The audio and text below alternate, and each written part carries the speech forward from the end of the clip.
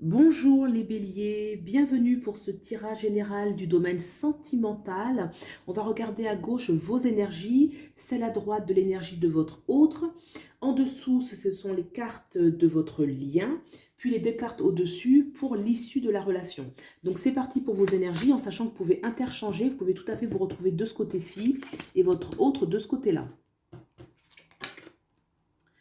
Alors, le pape dans l'énergie sous-jacente. Le pape, c'est une arcane majeure, une énergie très forte qui parle de stabilité, qui parle de relations officielles, qui parle d'union établie, un engagement qui est solide et qui est reconnu par soi, par l'autre et par les autres aussi, hein. Il y a une notion où on va être reconnu par tous. D'accord? Donc c'est une arcane très forte, il y a une aspiration de poser, d'ancrer vraiment les choses au niveau sentimental, de bâtir ensemble, de construire ensemble. L'archétype poussé un petit peu à son extrême, le pape dans le domaine sentimental, c'est le mariage. Hein, c'est l'union, le mariage, vivre ensemble, construire ensemble, avoir des enfants ensemble. Voilà, c'est vraiment officialiser une relation clairement. Dans l'énergie principale, on a le valet, pardon, le prince d'épée. Alors là, on voit une personne qui est réfléchie, hein, qui est sereine, posée, je dirais plutôt posée, qui est posée à l'intérieur d'elle, qui regarde avec discernement les choses, vers l'avenir, elle regarde vers la droite. Donc on a une énergie où le personnage est posé, il prend le temps de réfléchir, d'évaluer, notion d'évaluation. Donc là, c'est très, on va dire, c'est dans le domaine mental, où on prend le temps de bien voir la situation pour agir en conséquence. Il a une attitude qui est assez noble, hein, qui est même très noble. Il ressemble un petit peu à un chevalier servant, un prince charmant. Donc il y a une notion où on veut une relation qui est... on veut établir des choses de manière élevée. Hein, voilà.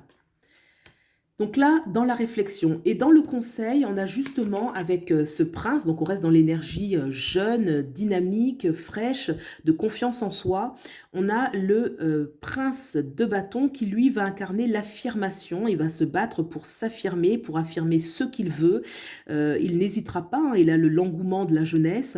Donc là, une invitation à s'affirmer, affirmer ce que l'on veut, faire un choix.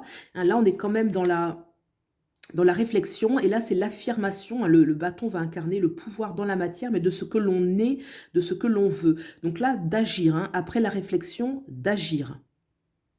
D'accord? On va regarder l'énergie de l'autre. L'étoile,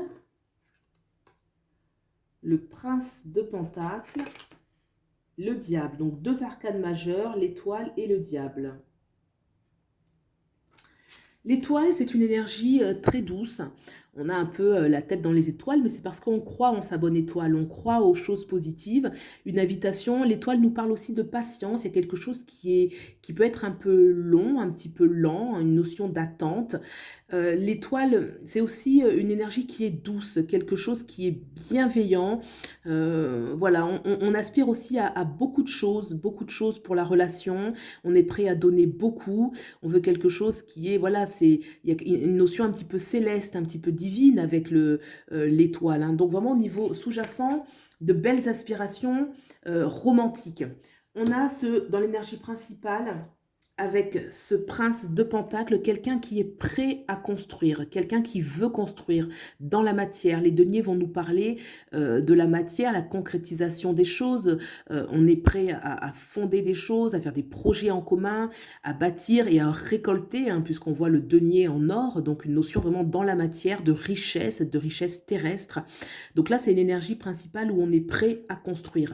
On a justement, si on compare un petit peu, là, on a quelqu'un qui est prêt à construire, hein, qui veut dès aujourd'hui construire les choses.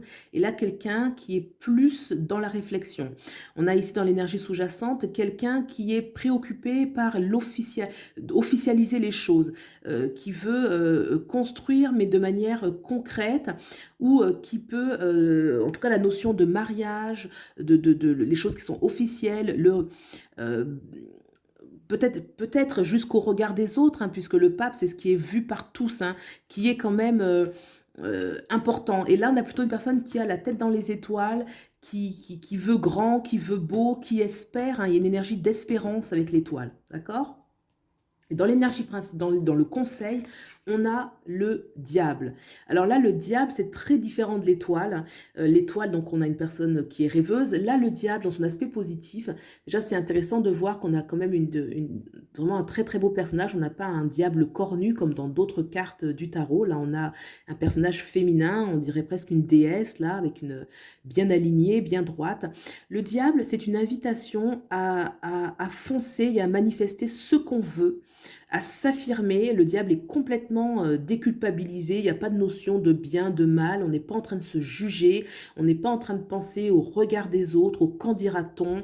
On a envie de vivre pleinement ce que l'on est, ce que l'on veut, et peu importe que ça rentre dans le moule, peu importe ce que disent les autres, ça nous intéresse guère. Il y a une énergie un peu, je dirais pas égoïste, mais recentrée sur soi. Voilà, c'est moi et moi un petit peu dans l'aspect positif, mais peut-être que c'est nécessaire pour construire ses rêves, puisque qui d'autre va le faire si c'est nous en fait, hein. Là, dans l'énergie sous-jacente, il y a une énergie un peu de candeur, où on est dans l'attente, où on espère, voilà, ça reste positif, hein. C'est l'énergie qui est belle, on a des belles aspirations. Mais le diable, ça nous demande de foncer, d'être dans la matière. Le diable, c'est vraiment de s'affirmer et voilà, de montrer son vrai visage quelque part, hein, dans l'aspect positif, montrer son vrai visage et pas un visage tout doux, tout conventionnel. On va regarder le lien, les énergies du lien. Le 4 de coupe, le mat, le 3 d'épée pour le conseil. Le mat, c'est une arcane majeure. Pour certains, c'est une carte qui, pour certains, dans le lien, la notion de liberté est importante. C'est un lien qui peut demander à ce que chacun reste libre.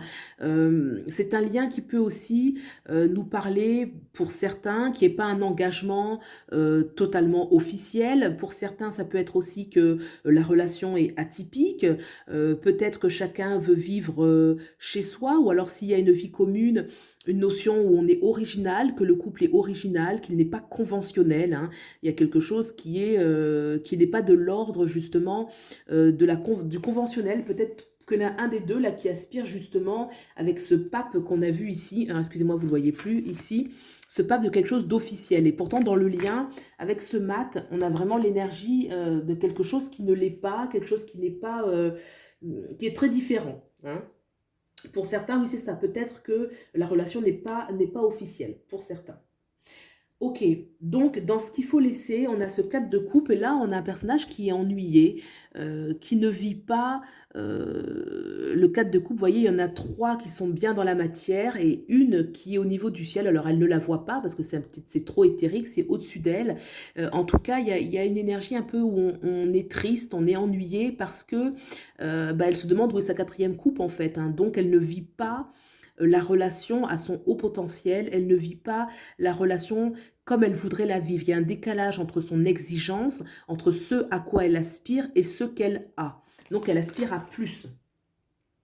Dans le conseil pour le lien, il y a une énergie quand même de souffrance avec ce 3 d'épée. Donc, est-ce qu'il y en a un des deux ou les deux qui a peur de s'engager, qui a peur aussi de souffrir? Est-ce qu'il y a des souvenirs, des mémoires de souffrance dans le domaine sentimental?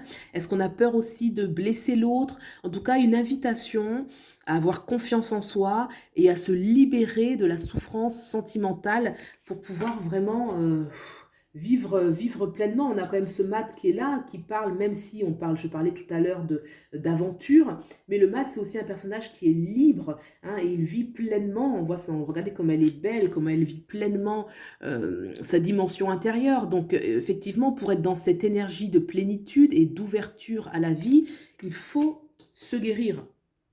Il faut guérir ce cœur qui est blessé. D'accord? On va regarder l'issue de la relation. Le 7 de denier et la lune. Alors, le 7, l'arcane majeur, la lune, on va voir après. Le 7 de Pentacle, le 7 de denier, hein, c'est la même chose. On voit donc une personne qui est en train de récolter ce qu'elle a semé. Donc, il y a une notion où on a travaillé dur et on va récolter ce que l'on mérite, hein. C'est un travail dur qu'il y a eu derrière, ça ne s'est pas fait facilement. Le 7 nous rappelle que ça a pris du temps, ça a pris du temps pour récolter tous ces bons fruits, hein. C'est un peu l'image de la récolte et de la moisson. Donc une énergie positive dans l'issue où on voit que vous allez récolter les fruits de votre travail durement mérité, j'ai envie de dire, franchement mérité. On a l'arcane de la lune derrière. Alors la lune, c'est une énergie évidemment qui se passe la nuit, hein. La lune agit la nuit. Elle agit donc de façon cachée. Donc il y a une énergie où on parle avec la lune d'une notion de choix à faire pour sortir justement, peut-être que là, la relation est pour certains trop, euh, qu'elle n'est pas en plein jour, qu'elle n'est pas en lumière, qu'elle n'est pas pleinement aussi révélée à son propre potentiel. Soit pour certains, c'est effectivement la relation n'est pas officielle, ou pour d'autres, ça peut être que c'est une étape, vous êtes à une étape qui est encore en sommeil, hein, on va dire ça comme ça, et qu'il y a quelque chose de plus grand encore pour vous, quelque chose de plus lumineux, de plus solaire, une autre étape à franchir. D'accord? Donc en tout cas, c'est quand même une étape, hein. Le fait qu'on ait la lune, une étape, un choix à faire, un choix qui est important, ou de sortir de l'ombre pour aller justement vers la lumière, passer d'une étape à une autre. Voilà, et bien écoutez, j'espère que ce tirage vous aura plu. Bien sûr, c'est une guidance générale. Pour les guidances privées, vous avez mes coordonnées en barre d'infos. Et puis, si ça vous a plu, vous pouvez liker, vous abonner pour soutenir la chaîne. Je vous en remercie. Je vous souhaite le meilleur et je vous dis à bientôt. Au revoir.